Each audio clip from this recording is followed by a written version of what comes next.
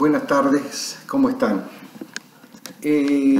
Habíamos dicho en el último video que íbamos a dar videos explicativos de las bolillas que a mí me tocan. Entonces vamos a hacer videos explicativos 4 de la bolilla 18, de la 19, 20 y 21.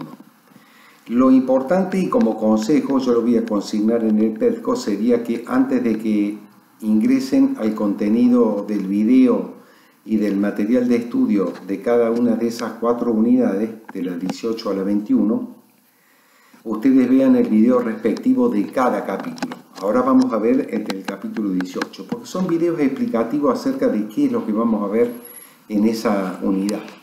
Sobre todo porque es muy factible que cuando vean los videos ustedes lleguen a la conclusión de que son videos muy teóricos y que en definitiva faltan algunas explicaciones más contundentes, digamos. Entonces ese es el objetivo de estos videos. Nosotros vamos a empezar con el capítulo 18, que habla sobre la teoría y dogmática de la pena. ¿Qué es lo que es esto? En esta bolilla lo que se va a estudiar son las penas que hay en la Argentina. Nosotros teníamos dicho de que el derecho penal, uno de los tantos caracteres que tiene, es el de ser eminentemente sancionatorio. ¿Por qué? Porque cuando un sujeto comete un delito, ese delito está fijado en el Código Penal y tiene una pena mínima y máxima, ¿sí? Por ejemplo, el delito de hurto, que está en el 162, tiene una pena que va de 1 mes a 2 años de prisión, ¿sí? Por ejemplo. Entonces, nosotros vamos a ver cuáles son las penas que prevé nuestro código. Lo importante es que ustedes tienen que tener en cuenta que la aplicación de una pena hacia una persona es a consecuencia de haber cometido un delito que está previsto en el Código Penal. Nuestro Código Penal, en el artículo 5, prevé que hay 4 tipos de penas. Hay 2 penas privativas de la libertad, que son la reclusión y la prisión. Luego está la pena de multa y por último está la pena de inhabilitación. Bien. Entonces, ¿qué pena merece el delincuente? Depende del delito cometido. Hay delitos que prevén pena de reclusión y prisión, hay delitos que prevén pena única de inhabilitación y hay delitos que prevén pena exclusivamente de multa. También vamos a encontrar delitos, si uno va repasando los distintos delitos en el Código Penal a partir del artículo 79 en adelante, va a ver que el legislador también reprime conductas delictivas con pena de prisión y multa, prisión e inhabilitación. Eso se llaman penas conjuntas. Y también se prevén delitos con penas que se llaman alternativas, que son prisión o multa, ¿sí? Entonces el juez, ante la culpabilidad del acusado, puede optar entre una y otra pena. ¿Qué podemos decir acerca de las penas de prisión y de reclusión? Ambas tienen de común que significan el encierro de la persona en un establecimiento penitenciario. Ello a raíz de haber sufrido el delincuente un juicio oral y público en donde se lo condena como responsable por parte de un tribunal de un delito cometido y va a tener que cumplir una pena por ese delito cometido. Entonces, si es una pena de prisión o de reclusión, esa persona tiene que cumplir la pena que disponga la sentencia condenatoria en un establecimiento penitenciario. Es decir, tiene que cumplir con la pena. Entonces, un sujeto que fue condenado a una pena de reclusión o de prisión a 4 años, tiene que cumplir 4 años de prisión.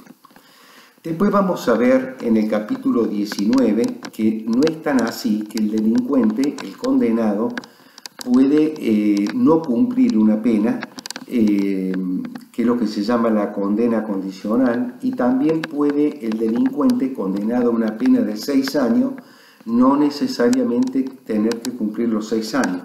Basta con que cumpla una parte y eso es lo que se llama la libertad condicional. Pero eso lo vamos a ver más adelante, ¿sí? Entonces,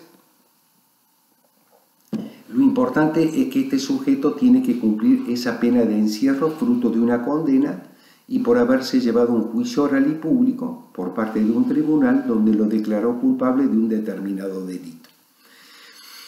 Por supuesto que estas penas privativas de la libertad son las más graves porque importa que la persona sea privada de la libertad para cumplir con la pena dispuesta, ¿sí?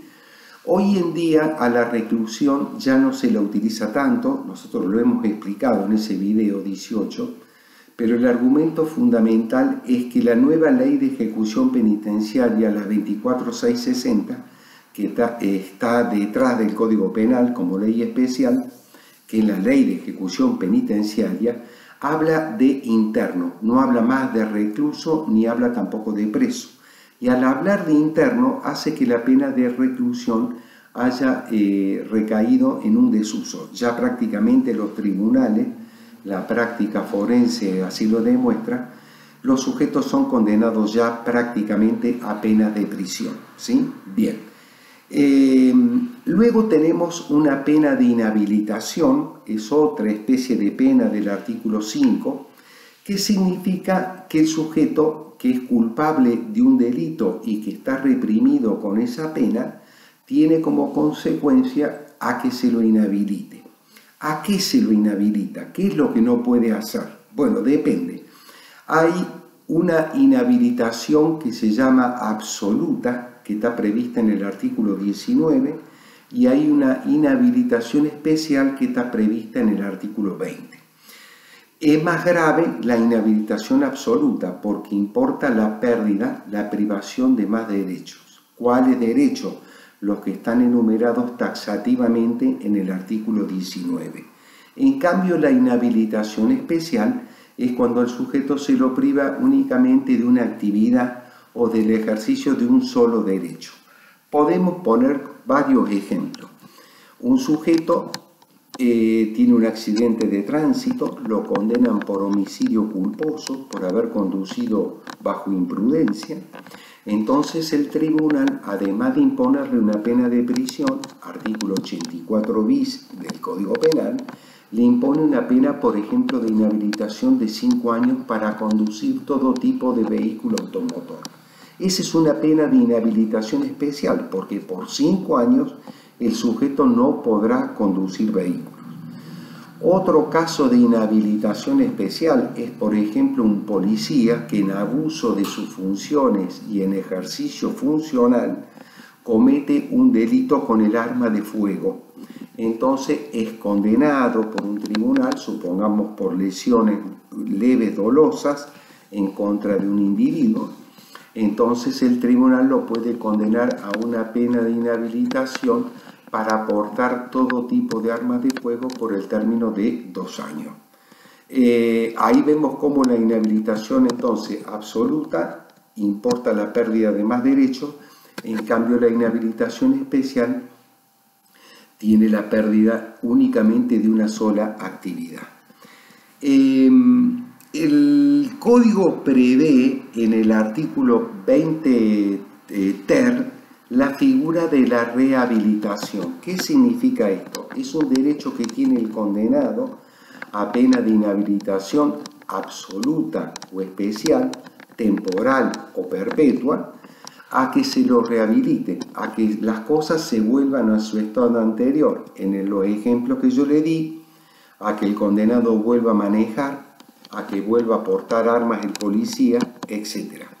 Esto es fruto de que la rehabilitación es un instituto del Código Penal que permite, luego de un tiempo de estar inhabilitado el condenado, si cumple con todos los requisitos del artículo 20 ter, puede ser rehabilitado. Pero hay que cumplir con todo lo que pide el artículo 20 ter, ¿sí? Bien.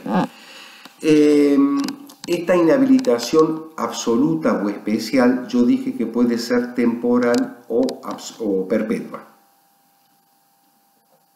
Lo mismo pasa con las penas privativas de la libertad. La reclusión o prisión pueden ser temporales o perpetuas. ¿Qué significa a perpetuidad? Significa que dura de por vida. ¿Y qué significa temporal? Al tiempo, al monto de tiempo que el tribunal dispuso en la sentencia. Una inhabilitación absoluta perpetua es para un funcionario público que es condenado, por ejemplo, por el delito de cohecho, en el artículo 256 del Código Penal, y nunca más va a poder ejercer la función pública, porque está inhabilitado absolutamente de manera perpetua. En cambio, en la inhabilitación especial temporal, hay un tiempo en que el sujeto es condenado a una inactividad, la del delito cometido, entonces digamos por 5 años, por 7 años, por 10 años. Tiene un tiempo, ¿sí? Terminado ese tiempo, el sujeto cumplió la pena temporal de inhabilitación. Y lo mismo sucede con la prisión perpetua. La prisión perpetua es de por vida y la prisión temporal es de tanto a tanto, es un tiempo. El sujeto cumple con la privación de la libertad en prisión, cumplió la pena. Pero si es perpetua, queda de por vida. Ya vamos a ver en el capítulo siguiente que las penas perpetuas no son tan perpetuas porque hay un beneficio que se llama libertad condicional, que el condenado a prisión perpetua, luego de cumplir con 35 años de prisión, puede salir en libertad condicional de esa pena perpetua, ¿sí? Pero ya lo vamos a ver. Nos queda también por ver la pena de multa. Es la última especie de pena que prevé el artículo 5 del Código Penal, y la pena de multa significa el pago de un papel sellado en dinero que el sujeto hace en una entidad bancaria que el tribunal dispone y tiene que pagar la pena de multa. ¿Qué pena de multa? La que dispuso la sentencia condenatoria por el delito cometido a pena de multa. Ustedes van a ver en el Código Penal que los delitos que están reprimidos con pena de multa también tienen un mínimo y un máximo. Por ejemplo, va de 10.000 a 100.000 pesos. Entonces el tribunal lo condena a una pena de multa por un delito cometido que está castigado con esa especie de sanción y tiene que pagar 50.000 pesos. Entonces el tribunal le da un papel sellado, el sujeto va al banco, paga el papel y lo lleva al tribunal, la constancia de pago, y ahí cumplió con el delito. La pena de multa ha sido muy elogiada en el Código Penal porque hay muchas ilicitudes que no merecen pena de inhabilitación ni tampoco pena de prisión, ¿sí? Porque no son delitos muy graves. Entonces se cumple con el fin del derecho penal porque no deja de ser una pena y el sujeto tiene que abonar ese monto de dinero, ¿sí? Entonces la pena de multa es bien vista por ese lado porque evita consecuencias, digamos, más perjudiciales para el condenado, como puede ser una pena de inhabilitación. Supongamos un camionero que vive de eso, pero cometió un homicidio culposo. Bueno, privarlo de inhabilitación al sujeto por 15 años para manejar es quitarle un medio económico de vida. Entonces, la inhabilitación puede ser muy grave, pero hay delitos que no son tan graves y por eso el legislador impone la pena de multa. Puede ocurrir que en la pena de multa el sujeto no tenga capacidad económica para abonar eso. La ley prevé en el artículo 21, 22, etcétera, de que el sujeto puede abonar esa pena de multa impuesta en cuotas. Entonces el tribunal le dice, bueno, mire, usted puede pagar los 100.000 pesos de multa, esto es a pedido del condenado, que demuestra su incapacidad económica. Entonces le dice, usted puede pagar la multa en 10 cuotas de 10.000 pesos cada una, con fecha de vencimiento del 1 al 10 de cada mes, por ejemplo, ¿sí? Puede ocurrir también de que el sujeto tampoco pueda pagar la multa, que no tenga dinero alguno, o también puede acontecer de que el sujeto no la quiere pagar a la pena de multa, no la quiere cumplir. Bueno, el código prevé que esa multa puede llegar a convertirse en prisión que no puede exceder el año y medio. Es decir, sujeto que no paga la multa corre con el riesgo de ir preso por conversión de no pago a un periodo de encierro que puede llegar hasta el año y medio. El juez puede decir, bueno, con un mes paga, con 6 meses de prisión paga la multa impuesta, o el año y medio, lo máximo que se puede convertir el incumplimiento, ¿sí? Bien. De todas maneras, el juez, la práctica forense lo indica, antes de que transforme la pena de multa en prisión, el tribunal va a hacer todo lo posible para que el condenado pague la pena de multa. ¿Por qué? Porque no solamente la puede pagar de contado, sino que también la puede pagar en cuota y también la puede pagar con trabajo libre. ¿Qué significa esto? Bueno, que el sujeto, si trabaja 8 horas por día, le puede decir el tribunal, mire, cuando usted salga del trabajo tiene que hacer trabajo comunitario en tal lugar, por ejemplo, bombero voluntario, el hospital público, etc.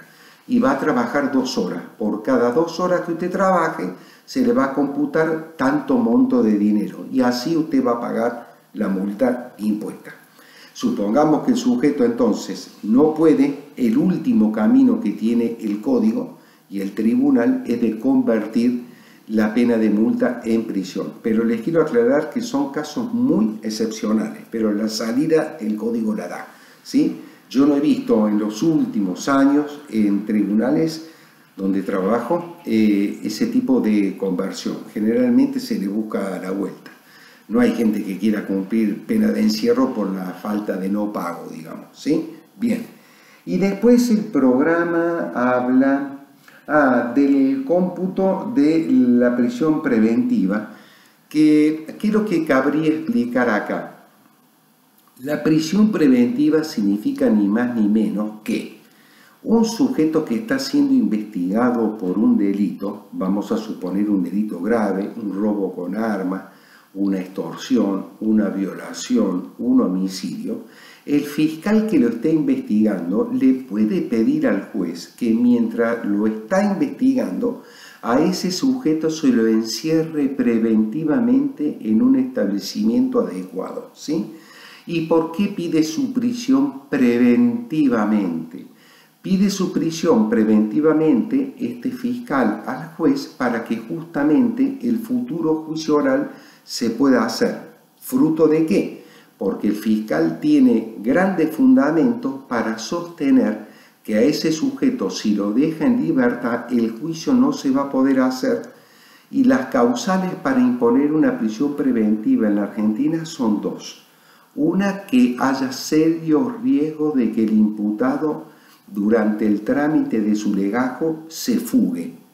Y la otra causal es que estando en libertad, el imputado hay grandes riesgos de que entorpezca la investigación. Por ejemplo, que amedrente testigos, por ejemplo, aprieta a la víctima para que no declare en contra de él el día de mañana, hace desaparecer pruebas, ¿sí? Etcétera, etcétera. Entonces, si el fiscal del caso le acredita al juez